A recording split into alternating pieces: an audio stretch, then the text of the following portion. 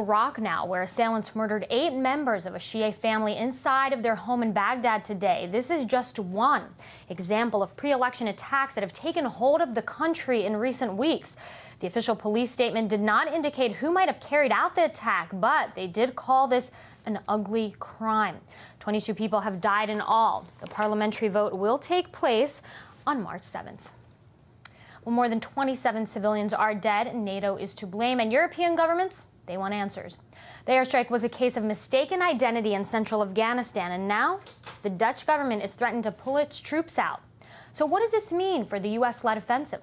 Well, joining me to talk about this issue, Brian Becker, the national coordinator of the Answer Coalition.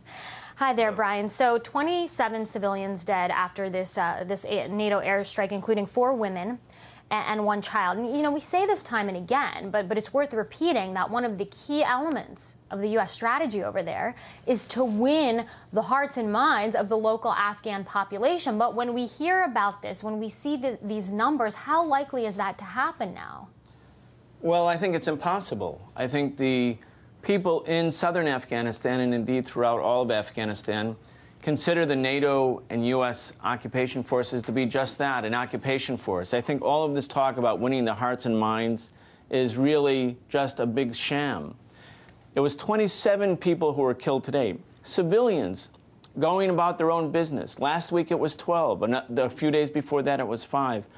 What we see happening now in Afghanistan is mounting resistance. The resistance forces, including the Taliban, but all of the armed resistance forces, have basically galvanized public opposition, not because the people necessarily love the Taliban, but because they hate foreign occupation. They hate having bombs rain down on them. When you drop bombs on people, when you kill civilians day in and day out, that can only antagonize the people.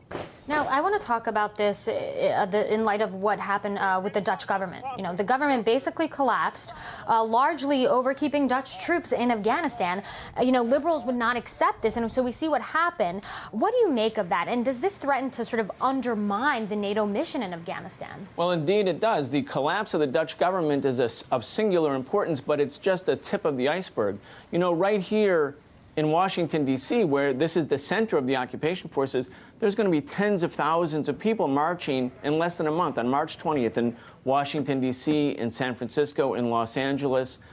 That's a demonstration which will be undoubtedly the biggest call yet by the American people to end the war in Afghanistan, not in 2012 or 2015, but right away. We see in Canada a growing anti-war movement. So I believe President Obama has expanded a criminal war in Afghanistan, a war that should have ended a long time ago, in fact, should have never been started, that they're trying now to send tens of thousands more troops and bomb these villages, not because they really expect that they can win, not because they expect they're going to get the hearts and minds of those people, but because they're unwilling to assume responsibility for the defeat of a failed war. That's similar to what happened with Nixon and Kissinger during Vietnam. They knew victory was impossible, and yet they continued the war because they didn't want to take responsibility for a defeat. And so we see right now in Afghanistan innocent villagers being slaughtered by high-tech weapons, and American families sending their loved ones to fight and kill and be killed in a war so politicians don't have to take responsibility. So you're making that connection,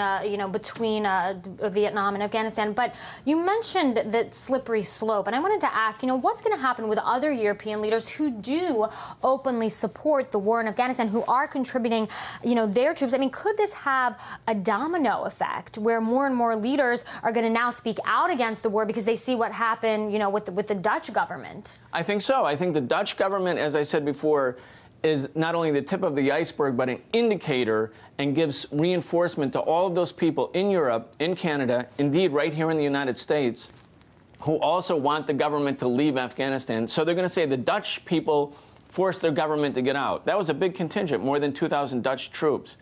Now the Canadians are going to do it, the French, all over Europe, including right here in the United States. So I think it's a harbinger of what's coming. You mentioned those big demonstrations here in the United States. And we have to think about what actually causes a government to budge, what actually causes there to be change in policy. What we saw when the Dutch government collapsed is the political ramifications at home. Are we going to see that here in Washington, D.C., besides the fact that the demonstrations are going to take place, that something might happen internally where the dialogue is going to be framed around, hey, not whether or not we should send more troops, but whether or not the troops should be there in the first place? Right. I think that's what's coming. I think the American people have to look reality right in the face.